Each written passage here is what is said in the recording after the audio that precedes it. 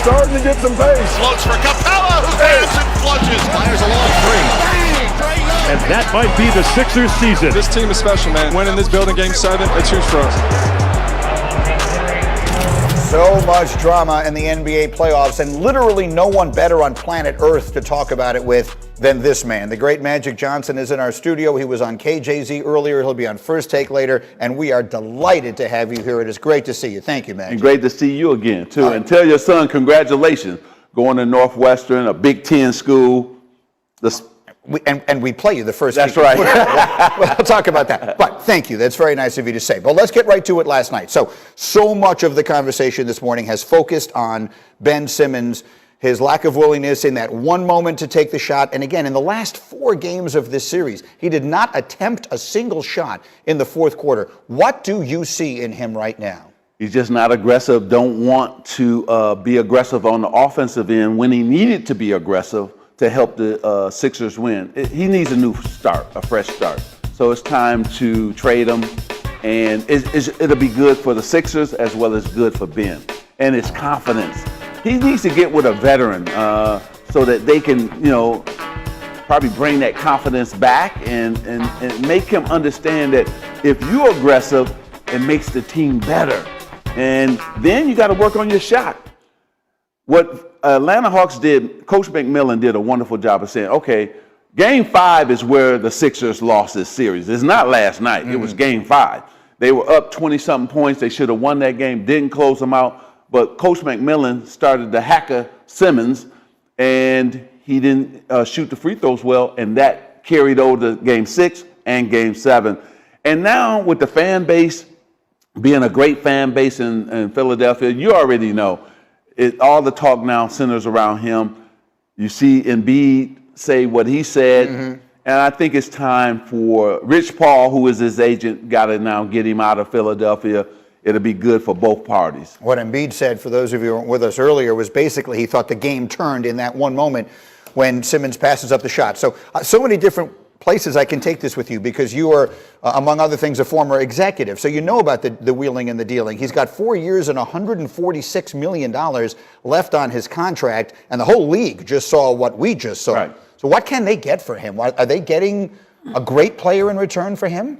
Well, they messed up and didn't get James Harden. That's, he was supposed to be the centerpiece, right? That's what the Rockets wanted, and they didn't make the move and didn't make the trade. But now they can still get a good player because he's a good defender, great defender, I shouldn't say that. But one thing about contracts, another team has a bad contract too, right? And so it's always teams willing to trade guys because maybe that guy is struggling in that other city and he needs a fresh start too. So I look for the Sixers to trade him. I look for another team to take him because he still has a high ceiling and a high upside.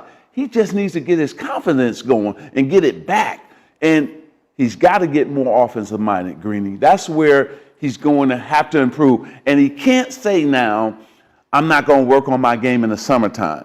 To me, he needs to play more basketball. Even getting in a summer league or something, play more basketball and just take shots from the outside, pickup games where that can bring him his confidence. So here's the most important thing I want to ask you, as one of the genuinely greatest leaders in the history of American team sports. You say he needs a veteran.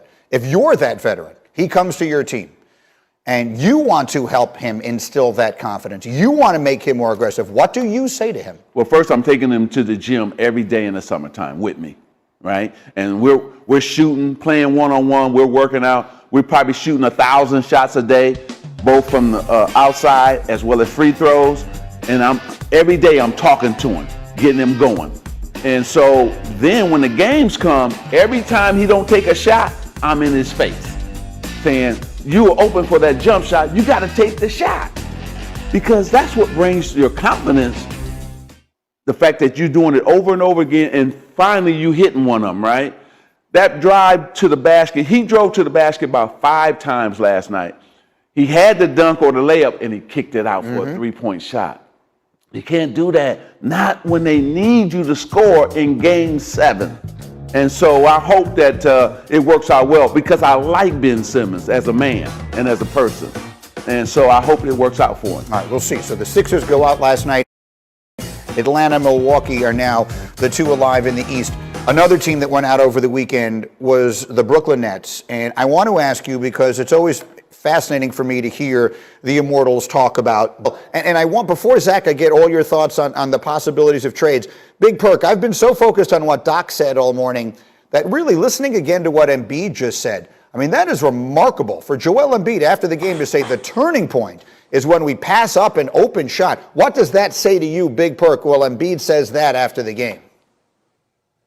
It's not good, Greeny. And usually when your superstar players come out there and they in their post-game interview and a reporter asks them a type of question like that, usually they say, hey, it was a lot of things that happened that we could have done better or I could have done better. He pointed the finger right at Ben Simmons. So you know what that goes to tell me, Greeny, is that he's been feeling this way all series long. This didn't just happen in this one play. Joel Embiid has been feeling this way all series long about Ben Simmons and him being allergic to the offensive end. So, Zach Lowe, on your podcast last week, I want to make sure I get this exactly right. This was after the Game 5 collapse. You said if they lose this series, I think they have no choice but to explore Simmons trades. So they've lost the series. What do they do now?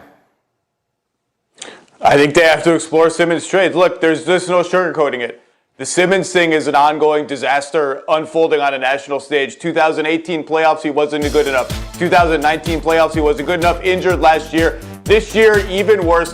The bottom line is the only time the Sixers looked like a real championship threat was when Jimmy Butler was there for that one season and they pushed Toronto to the limit in the Kawhi shot game. They haven't looked that way since. And Ben Simmons does a lot of great things, but offensively he's just disappeared and it's not good enough. And the Sixers do not have enough offensive creation around Joel Embiid. And the only chip they have to play, after all the chips they had, after everything they got in the process, the only chip they really have to play now is what can we get for Ben Simmons? And I got bad news for the Sixers.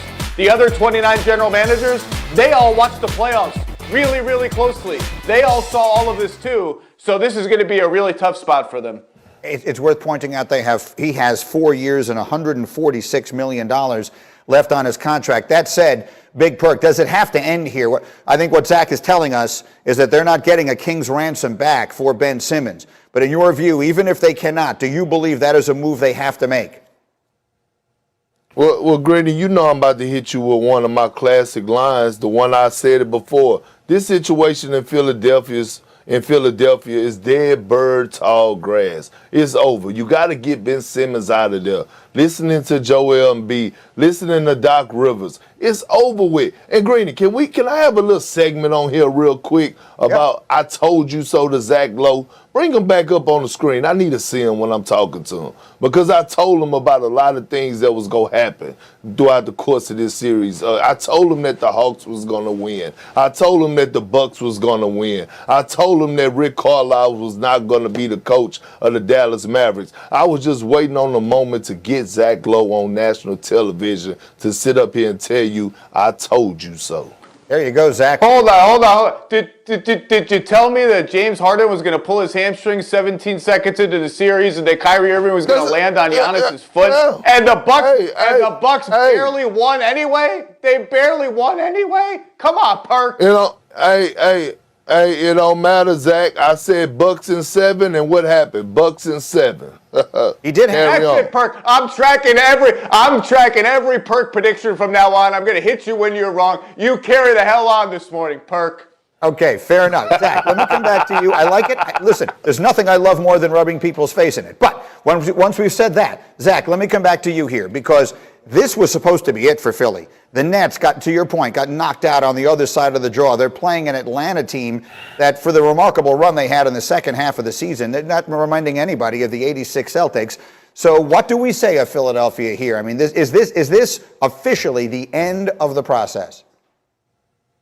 The process has been over. The process was gathering the assets. They got all the assets. Some hit, some missed. This is the team.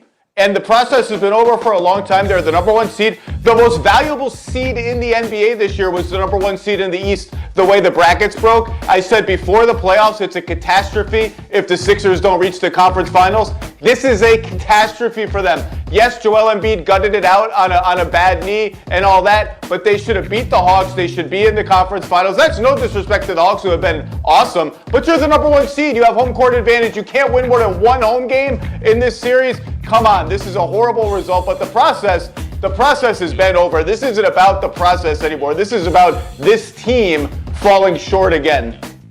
I guess that's fair. Well, so let's give you your first shot. Atlanta does go on, so we will be tracking these predictions. Big Perk, who's going to win the East Final now? It's going to be Atlanta and Milwaukee beginning Wednesday. Zach Lowe is listening closely. He's going to write this thing down in pen. Who's going to win it, Big Perk? That's fine, and I'm going with the Bucks in 5. The Hawks might get swept. And there's no disrespect to Trae Young. I'm a fan of his and Nate McMillan. But the Bucks, look, Greeny, once they got past Kevin Durant and what he did, his historical performances, nothing is standing in the way of the Milwaukee Bucks. They're not afraid of anything. They got enough firepower. They're going to get past the Atlanta Hawks in 5, and they might sweep them. All right, the Bucks don't stop here, says Big Perk. We'll keep a close eye on that. Gentlemen, thank you both. Again, so much more.